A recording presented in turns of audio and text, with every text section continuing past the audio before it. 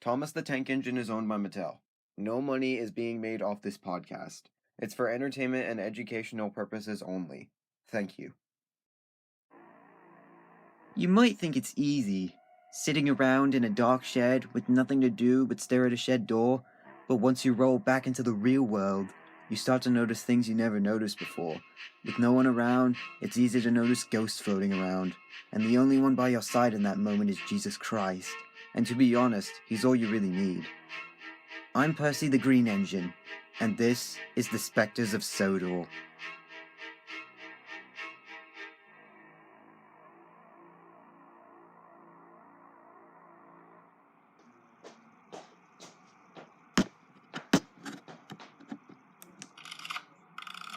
And we're recording. Hello out there, world. I'm Percy the Small Engine. Now, at the time of recording this, it's 2020, and that's the reason why I'm not out on the line pulling the mail train and I'm recording this instead.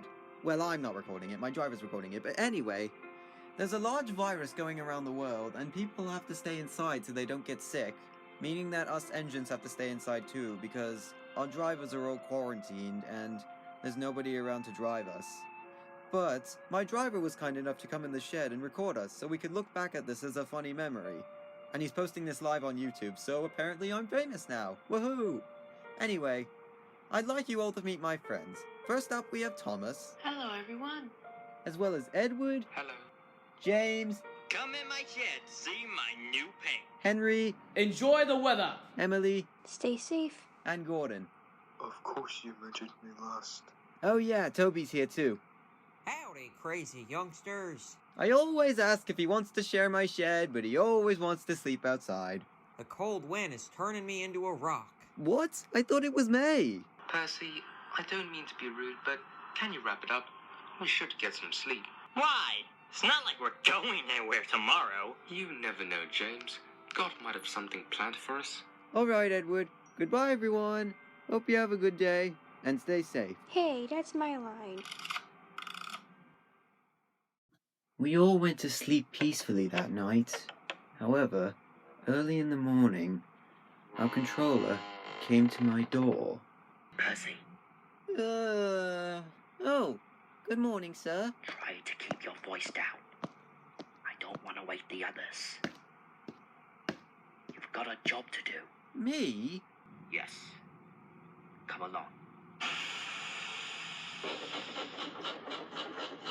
So Sir Topham Hatt drove me to Matford Station, and surprisingly, my driver and fireman were there waiting for me, as well as a train for me to pull to Vickerstown.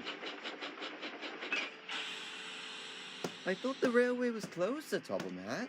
It was. Since we haven't gotten any cases from the hospital, I'm going to do a few tests. For now, I'm only allowing smaller engines to leave the shed. You and a few other engines are going to run goods trains across the island, and the passengers will travel by road. But the road is our competition, isn't it? Not anymore. Both businesses are at risk of losing money, so we agreed to work together. At least for now. So please let bygones be bygones. Understood? Yes, sir. Good engine.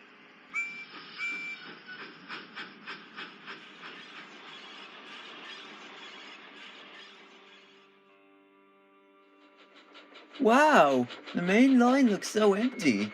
But I really shouldn't be complaining. The fact that I can go out at all is a miracle. Thank you, Lord. As I headed down the line, I took in all the sights and sounds that I had wished to see again for so long. However, I soon approached a station called Crosby, and a small steel bridge near it. It was here where I thought I heard a familiar whistle. Hello, Edward. Wherever you are. I was certain I had heard Edward's whistle out on the line. However, when I got back to Tidmer's sheds, I realized something was fishy. You know, it was nice to see Sodor again, but I'm glad to be home with my friends. Howdy, Henry. How was your run? Oh, hi, Toby. It's Percy, actually, but my run was good. Sounds nice. I wish I could go out too. Don't worry, Thomas. So Topomat's allowing smaller engines out of the shed. So if he let Edward out today, he's bound to let you out too at some point. What? Oh, sorry, Edward. I was talking to Thomas. I know, but what do you mean I was allowed out? You were working on the main line today. I passed you at that small steel bridge near Crosby. But Percy, I've been here in the sheds all day. But I heard your whistle. Percy, he was here all day. How could you have passed him? I don't know. Huh. This is a mystery. If it wasn't you, Edward, then who did I hear out on the main line?